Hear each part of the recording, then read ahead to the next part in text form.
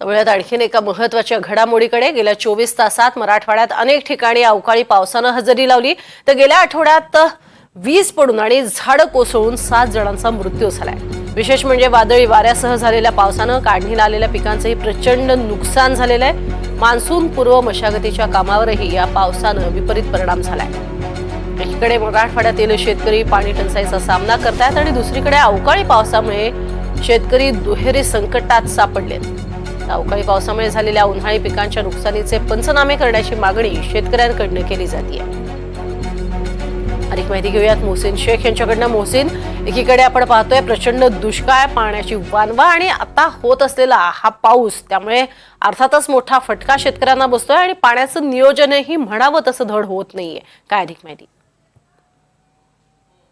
नक्कीच आपण जर बघितलं तर गेल्या काही दिवसांपासून मराठवाड्यात टँकरची संख्या मोठ्या प्रमाणात पोहोचली आहे। पाणी टंचाईचा सामना करावा लागतो।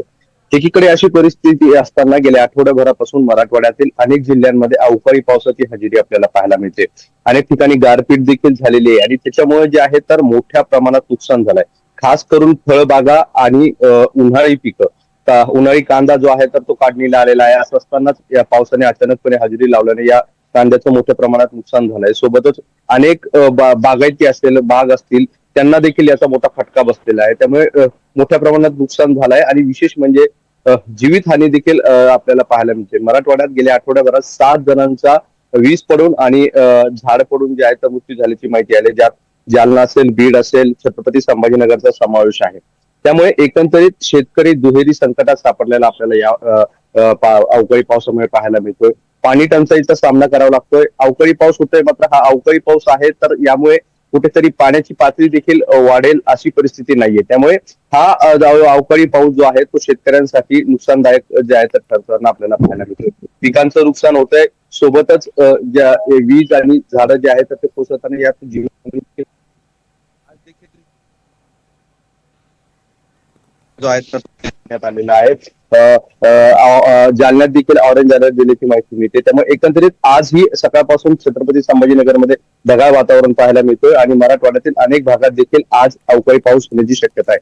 त्यामुळे या सगळ्या परिस्थितीत ज्या शेतकऱ्यांचं या अवकाळी पावसामुळे मोठ्या प्रमाणात नुकसान झालंय त्याचे पंचनामे करून तात्काळ मदत देण्याची मागणी जी आहे शेतकऱ्यांकडून केली जाते। आणि कालच जे आहे तर उपमुख्यमंत्री एकनाथ शिंदे मराठवाड्याच्या दौऱ्यावर होते, त्यावेळेस त्यांनी देखील सांगितलं की सर्व जिल्हाधिकाऱ्यांना तात्काळ सूचना देण्यात आलेल्या आहे की ज्या ज्या ठिकाणी अवकाळी पावसामुळे नुकसान होतंय त्याचे तात्काळ पंचनामे करा आणि शेतकऱ्यांना नुकसान भरपाई देण्यासाठी आम्ही प्रयत्न करत असल्याचं त्यांनी सांगितलंय।